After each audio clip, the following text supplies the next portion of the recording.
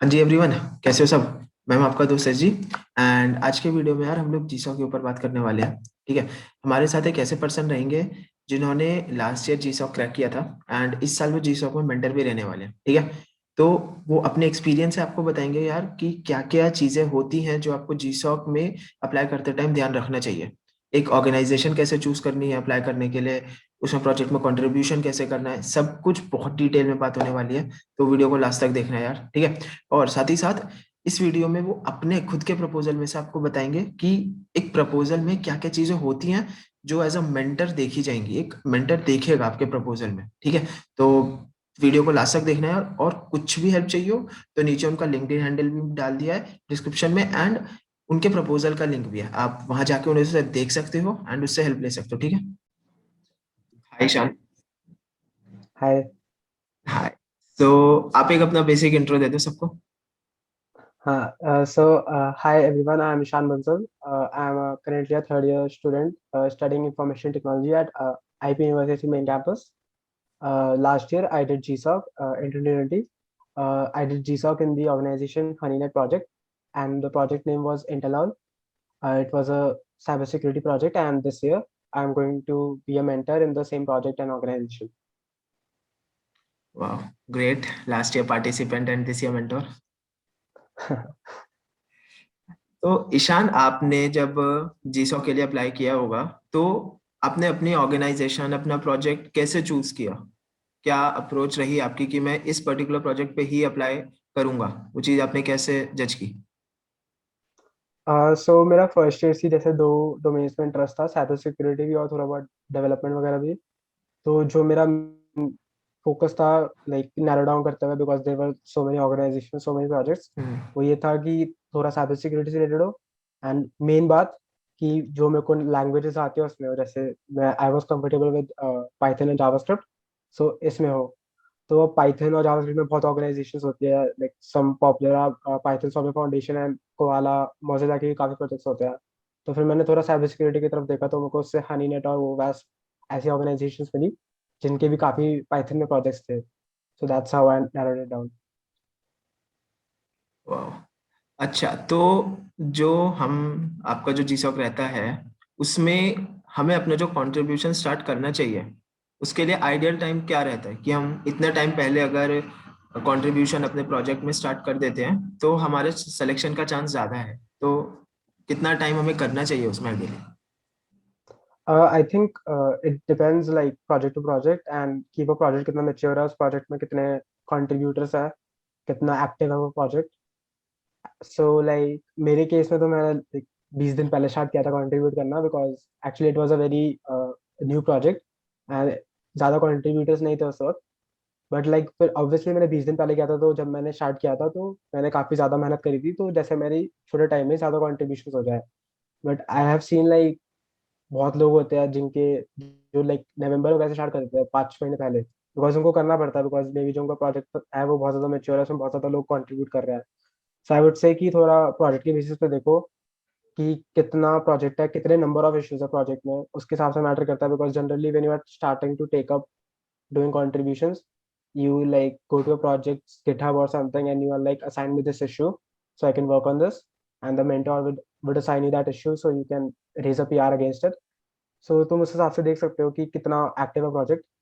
सो आई think like जिस तरह से 1 महीने पहले ही अनाउंसमेंट होती है कि फाइनल प्रोजेक्ट्स और ऑर्गेनाइजेशन ही है, तो अगर तुम 4-5 महीने पहले स्टार्ट कर दो तो ये हो सकता है कि तुमने जिस प्रोजेक्ट में कंट्रीब्यूट किया वो बाय चांस नेक्स्ट ईयर नहीं आया।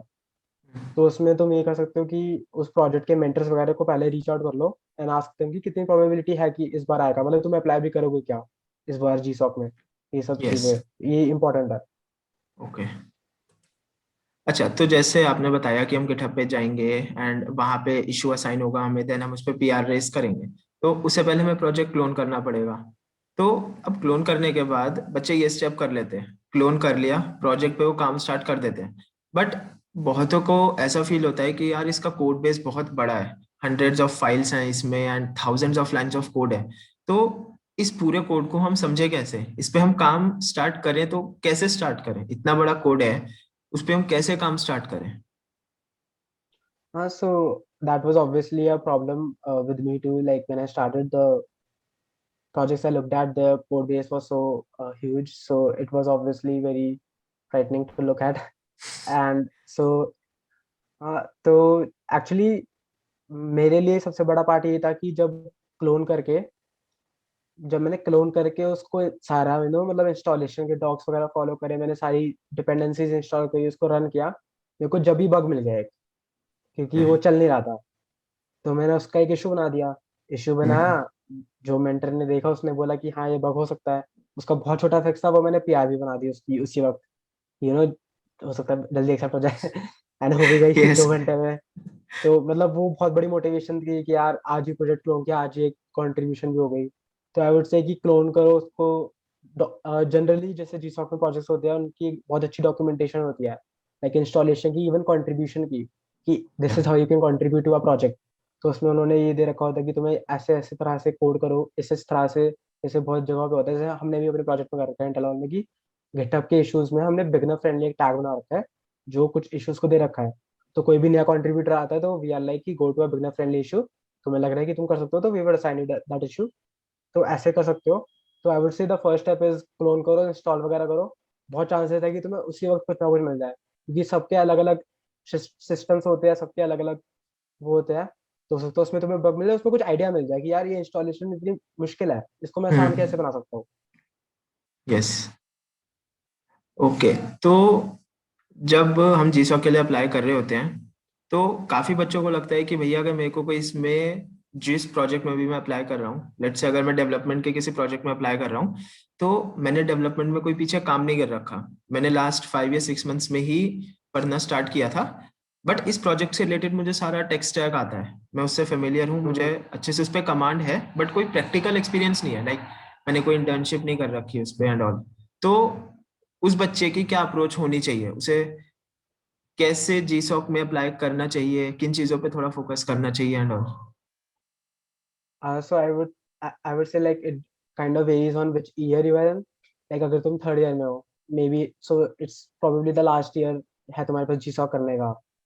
तो तुम डेफिनेटली अपना 100% दो, because if you are familiar with the languages and the tech stack of the project, then तुम उसको रीड करके उसको अंडरस्टैंड कर सकते हो कैसे काम कर रहा है। उसकी डॉक्यूमेंटेशन ढंग से पढ़ो, उसके इश्यूज देखो, कोई इशू को पकड़ो, इशू में देखो कि किस कोड को रेफरेंस कर रखा है इधर, उसको रन करो, उस प्रोजेक्ट के साथ खेलो। अगर तुम फर्स्ट या सेकेंड ईयर में हो तो it can, like in my experience, doing an internship before GSOC was really helpful because I got professional experience. I When you work with engineers that are more senior than you, then तुम उनका code देखते हो ना, जब तो जो तुम उनका कोड देखते हो, उनके साथ कोड लिखते हो, तो जो उनका कोड देख के जो तुम सीखते हो ना, मतलब दूसरों का कोड रीड करके जो तुम सीखते हो, I think that is very valuable. तो वो तुम्हें एक इंटर्नशिप में करने को मिलता है। तो यस। आई वुड से अगर तुम फर्स्ट सेकेंड ईयर में हो तो तुम्हारे पास नेक्स्ट ईयर भी है जीसॉक करने के लिए। तो ये भी कर सकते हो कि तुम पहले कहीं और से एक्सपीरियंस ले सकते हो, चाहे वो इंटर्नशिप हो चाहे वो फ्रीलांसिंग हो, एंड तुम फिर नेक्स्ट ईयर जीसॉक कर सकते हो। बट दैट डजंट मीन कि तुम्हें ट्राई नहीं करना चाहिए। दैट्स जस्ट कि इस ईयर भी ट्राई करो, नहीं होता तो इस ईयर इंटर्नशिप करके नेक्स्ट ईयर वापस ट्राई करो। यस। अच्छा, तो जैसे हम जीसॉक में अप्लाई कर रहे हैं, उसमें बहुत सारी ऑर्गेनाइजेशंस होती हैं, सबका अलग अलग टेक स्टैक होता है।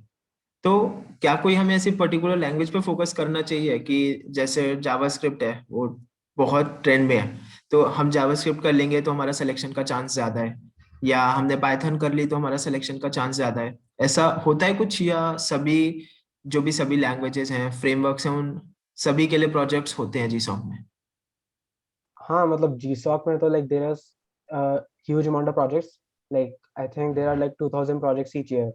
अब तो एटलीस्ट 2000 प्रोजेक्ट्स होते हैं। Like obviously 2000 project same language भी नहीं होंगे, so like yes. there's yes. plethora of languages, like जो भी मोस्ट पॉपुलर लैंग्वेजेस होगी, गोलैंग, रूबी से लेके सब कुछ है। तो तुम्हारे इंटरेस्ट के बेसिस पे करना चाहिए कि तुम्हें जावास्क्रिप्ट पसंद आ रही है वो करो, पाइथन पसंद आ रही है वो करो। बट ये मत सोचो कि सिर्फ जावास्क्रिप्ट से होगा, सिर्फ पाइथन से होगा, क्योंकि कुछ लोगों को हो सकता है एक लैंग्वेज पसंद आती है दूसरी ना आती हो। हम्म। सिंटैक्स और बहुत सारी चीजें होती है।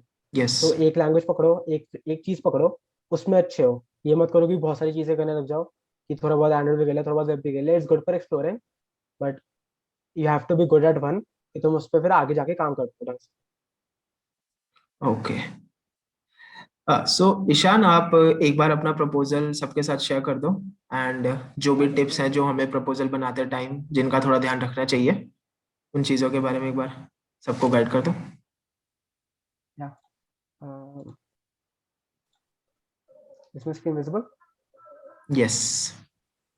Yeah, so this was my proposal for GSOC 2020. The good thing about applying to HoneyNet is that they give you a format of the proposal. So like they gave you these 10 questions or 15 questions or titles जिनके अंदर लिखना होता है. I don't know बाकी organizations में कैसा होता है, but I think a lot of organizations have some format of their own.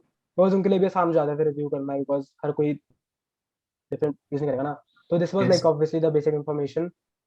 ये इंपॉर्टेंट नहीं है, लाइक यहाँ पे है मेन, उन्होंने थोड़ा पूछ रखा है कि तुम्हारा प्रायर कोडिंग स्किल्स वगैरह में क्या है. तो जैसे बता रखा है कि मेरा प्रोजेक्ट पाइथन में था, तो मैंने सॉरी मैंने लिखा है यहाँ पे कि Python is my favourite programming language. So मैंने पाइथन में जैसे काफ़ी टास्क वगैरह, मतलब सॉरी काफ़ी प्रोजेक्ट्स वगैरह बना रखे थे. तो उनको यहाँ पे मैंने उनके बारे में लिखा है कि मैंने वेब एप्लीकेशंस बना रखी है. मैंने फिर ये बताया कि मैंने फुल स्टैक डेवलपमेंट कर रखी है, कि मेरे को एंगुलर 8 आता है, फ्लास्क आता है, मैंने पोस्टग्रेस में काम कर रखा है. तो मैंने उसके बारे में बताया. मैंने बाकी बताया कि मेरे को थोड़ा सी सी प्लस प्लस वगैरह आता है, मैंने किसी यूनिवर्सिटी में सीखा है. डेवलपमेंट एनवायरनमेंट ये सब कुछ इतना इंपॉर्टेंट नहीं है. उसके बाद ये है मेन कि मैंने अभी तक हनीनेट प्रोजेक्ट के किसी प्रोजेक्ट में, या फिर जो मेरा प्रोजेक्ट जिसमें मैं अप्लाई कर रहा हूँ उसमें मेरी अभी तक क्या कॉन्ट्रीब्यूशन रही है. I think this is the most important part, because जो तुमने अभी तक कंट्रीब्यूशन करी है उस वही बता पाते हैं कि तुम जो तुम अपने प्रपोजल में लिख रहे हो कि मैं ये करूंगा, कि वो तुम कर पाओगे नहीं कर पाओगे. So yes. जैसे यस। मैंने बताया कि मैंने काफी लेट स्टार्ट किया था, तो मेरी इतनी भी वो नहीं थी कॉन्ट्रीब्यूशन. आई हैड लाइक कितनी हुई है, 9 9। वो है. यस। हाँ 9 पी आर से जो मैंने करी थी. 9 पी आर से इसमें से मेरी काफी, जैसे मैंने कुछ जगह पे लिखा है ये न्यू फीचर है, ये मैंने सजेस्ट किया था. उसके बाद मैंने इस पे काम किया था. कुछ बग फिक्सेस है कि ऑलरेडी एक इशू बना हुआ था, मैंने उसको फिक्स किया. और इसके साथ में जैसे मैंने लिंक्स वगैरह दे दिए कि जैसे वेरीफाई कर पाए वो लोग अगर उनको करना है.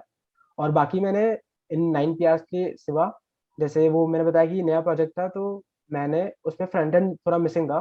तो मैंने पूरा एक नया सा फ्रंट एंड बनाया था, एक डेमो बनाया था, एक प्रोटोटाइप बनाया था मैंने बस. तो मैंने उसका भी एक यहाँ पे जैसे बताया रखा है कि मैं प्राइमरीली इस पे वर्क कर रहा हूँ. एक इशू है उस पे वेब यस। इंटरफेस का.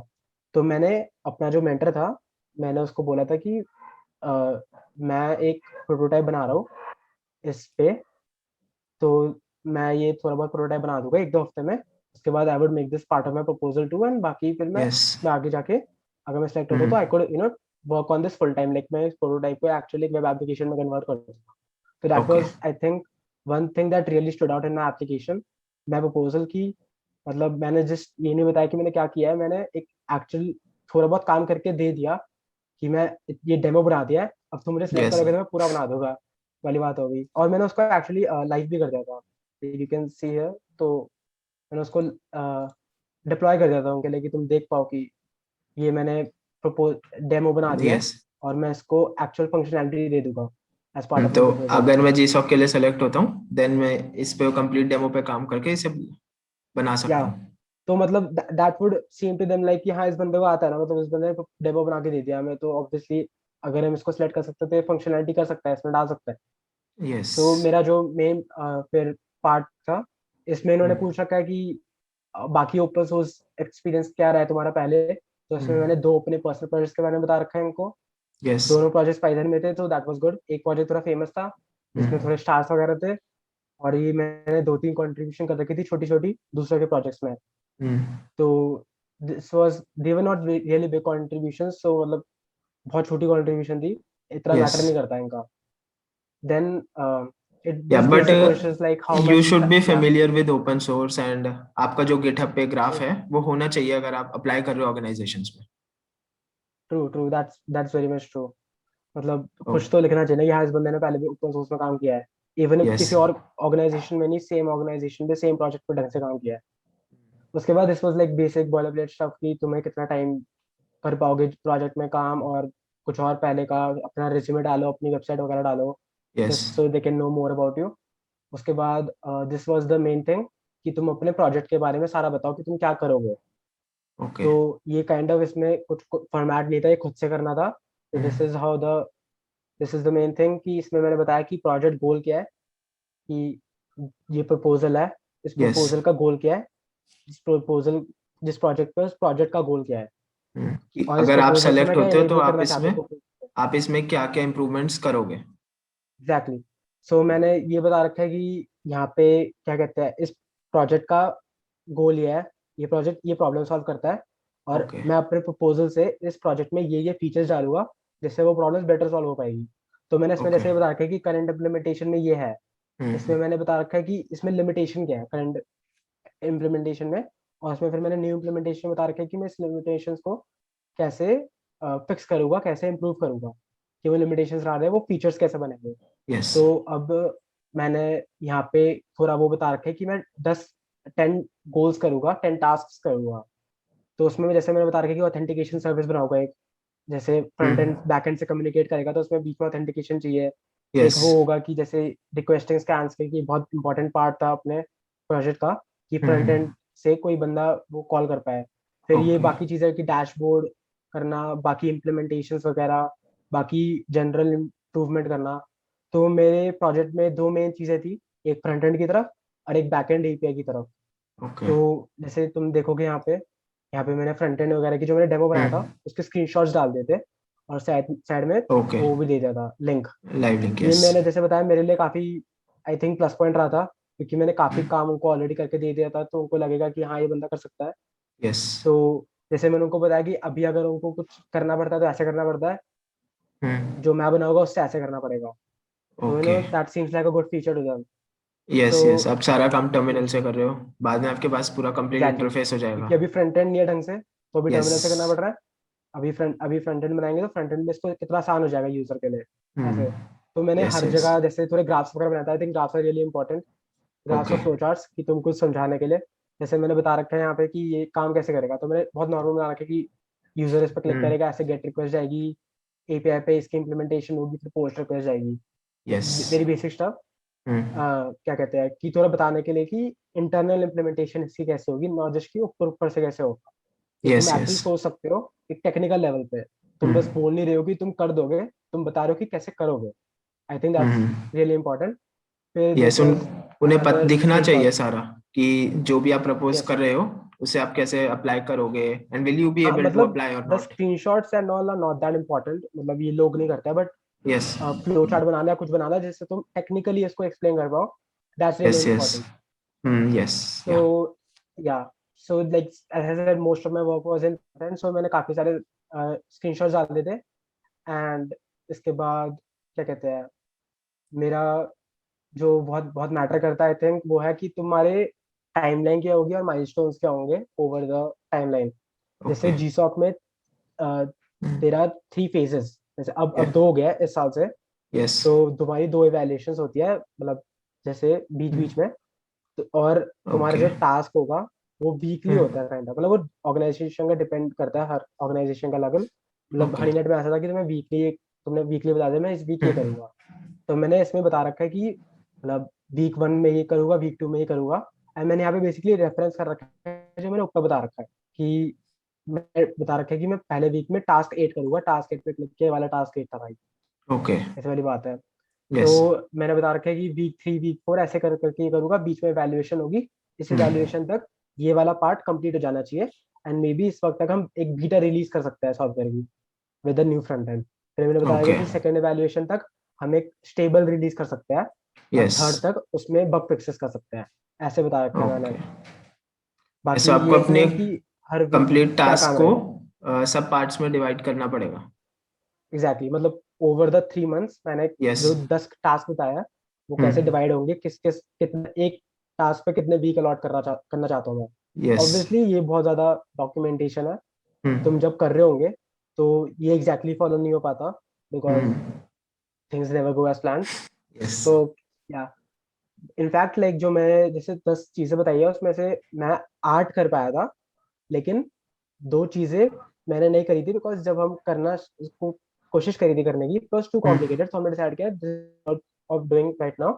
तो मैंने उन हम्म। 2 चीजों के सिवा दो कोई और चीजें कर ली थी जो उस वक्त रिक्वायरमेंट्स आई थी। Okay. And actually this is very common, like जो तुम अपने प्रपोजल में डालोगे हो हम्म। सकता है वो पूरा का पूरा चेंज हो जाए बाय द टाइम वो हो, यस। क्योंकि ओवर लाइक प्रोजेक्ट है, project over the time grow होता है। तो ओवर द टाइम ग्रो होता है, तो उसमें रिक्वायरमेंट्स वगैरह भी चेंज होते रहती है। तो अगर यस। आज तुम्हें ए चीज चाहिए थी, हो सकता है कल को ए इतनी इंपॉर्टेंट नहीं है, बी आ गई नहीं। तो उस तरह से चेंज होते रहते हैं। मेरा भी लाइक 70% मैंने वो किया जो मैंने बोला था, लेकिन 30% मैंने वो किया जो बिल्कुल डिसाइडेड नहीं था, जो हमें उस वक्त सोचा कि ये कर लेते हैं। उसके बाद बस मैंने बताया कि फाइनल डिलीवरेबल्स क्या होंगे, एंड फिर उन्होंने पूछ रखा है कि why are you well suited to perform this project वगैरह वगैरह। तो उसमें मैंने बता रखा है अपने बारे में कि मैंने पहले इंटर्नशिप कर रखी है, तो मुझे एक्सपीरियंस है, मैंने पहले कंट्रीब्यूट कर रखा है इस प्रोजेक्ट में, तो मुझे इस प्रोजेक्ट का आइडिया है। तो इस I can actually solve this problem, जो मैंने बता रखा है। मैंने बाकी बता रखा है कि मुझे वेब सिक्योरिटी वगैरह की नॉलेज है, प्रोजेक्ट में यस। हेल्पफुल होगी। And so it's just basic stuff like that. I think like Honeynet एक फॉर्मेट बताते तुम्हें, दैट्स रियली हेल्पफुल। यस। हाँ, अगर आपको कोई ऑर्गेनाइजेशन कंप्लीट फॉर्मेट दे रही है तो उससे डेफिनेटली आपकी हेल्प होगी। आप उस फॉर्मेट के एग्जैक्टली, अकॉर्डिंगली ही चीजें करते जाओगे एंड कुछ भी मिस आउट नहीं होगा। एग्जैक्टली। या अच्छा, तो जैसे आपने ये सब टिप्स बताई है, आई गेस सभी के लिए काफी बेनिफिशियल रहेंगी। जस्ट लास्ट थिंग कि जो भी अब नए फ्रेश बच्चे हैं जो इस साल जीसॉक का, जैसे हमारा प्रपोजल आ रहा है, तो जो भी बच्चे इस साल जीसॉक में अप्लाई करने वाले हैं, तो उन लोगों के लिए क्या आप टिप दोगे कि क्या क्या उन लोगों को चीजों का ध्यान रखना चाहिए, कैसे अपना, क्या उनका बेसिक अप्रोच रहना चाहिए इस साल के लिए? हाँ, सो लाइक जैसे मैं बोलूँगा कि तुम अपना एक डिसाइड करके चलो कि टेक स्टैक वगैरह क्या है, लैंग्वेज क्या है, उसमें प्रोजेक्ट्स नैरो डाउन करो। एंड जैसे जीस्टॉक allows you to have multiple proposals in multiple projects. So try करो कि अगर तुम्हारे पास टाइम है तो 2 प्रोजेक्ट्स में कर पाओ। जैसे अगर एक में भी होता तो मे भी दूसरे में हो जाए, दैट कैन बी गुड। सो वही है यार, मतलब एक प्रोजेक्ट, एक अपना जो है ना, मतलब एक लैंग्वेज वगैरह बना के चलो, और उसमें प्रोजेक्ट को ढूंढ के उस पर ढंग से करो। और ये थोड़ा देखते रहना कि मतलब बाकी लोग भी कैसे कंट्रीब्यूट कर रहे हैं। लेकिन इसमें ये भी बात है कि open source is not about competition, it's about collaboration. तो ये ना हो कि मतलब दूसरा कर रहा है तो उसको डिमोटिवेट करना, साथ में करो। तो उससे भी मतलब मेंटर्स भी देखते हैं कि हाँ ये बंदा टीम प्लेयर है, तो वो अच्छा रहता है, क्योंकि तुम्हें मतलब आगे जाकर भी तो मेंटर के साथ ही काम करना है टीम में। यस, यस, आपको टीम में ही काम करना है, सोलो पार्टिसिपेशन एग्जैक्टली। तो रहेगा नहीं। या यस। ओके, सो लास्ट में जो, जस्ट लास्ट क्वेश्चन, जो भी बच्चे नेक्स्ट ईयर के लिए देख रहे हैं जीसॉक को 2022 के लिए, उनके पास अभी कंप्लीट 1 ईयर है, तो उन लोगों की क्या अप्रोच रहनी चाहिए ताकि वो नेक्स्ट ईयर जीसॉक क्रैक कर लें? हाँ, जैसे मैंने भी ऐसे देखा था जब मैं 2019 में मैंने देखा था कि मेरे को मे भी अगर नेक्स्ट ईयर जीसा करना है, तो मैंने उस वक्त भी थोड़े प्रोजेक्ट्स एक्सप्लोर किए थे। लेकिन ऐसे मुश्किल हो जाता है थोड़ा कि तुम एक साल पहले देख रहे हो, यू डोंट नो कि वो नेक्स्ट ईयर तक उस प्रोजेक्ट में क्या क्या हो चुका होगा, कि वो प्रोजेक्ट इवन होगा नहीं होगा। सो आई वुड यस। से जस्ट अभी अपनी स्किल्स पे काम करो, प्रोजेक्ट्स बनाओ, experience low. Experience can be through internships, freelancing, anything. और एक दो चीजों में कंसंट्रेट करोगे तो बेटर रहेगा, रादर देन जस्ट हर जगह पैर मारना कि एंड्रॉइड भी कर लिया, एमएल भी कर लिया। It's good for first year, like first year में आई थिंक ये सब कुछ करके निपटा दो। लाइक मैंने सारी चीजें एक्सप्लोर कर ली फर्स्ट ईयर में। सेकंड ईयर में मैंने कर लिया कि मेरा इस तरफ इंटरेस्ट आया, फिर उसको मैंने किया। फिर अगर तुम सेकंड ईयर भी पूरे एक चीज में देते हो यार, मतलब तुम बहुत चीजें सीख जाओगे, तो तुम सेकंड ईयर के एंड में कर सकते हो। अगर सेकंड ईयर के एंड में नहीं होता, कुछ एक्सपीरियंस लो, थर्ड ईयर के एंड में ट्राई कर लो। Okay, great. Thank you Ishan, and I believe आपके प्रपोजल्स एंड आपके टिप्स से सभी बच्चों को हेल्प होगी, एंड आई होप किसी की जीसॉक सभी का क्लियर हो इस साल, जो जो भी या अप्लाई कर रहे हैं। यस। Thank you Ishan.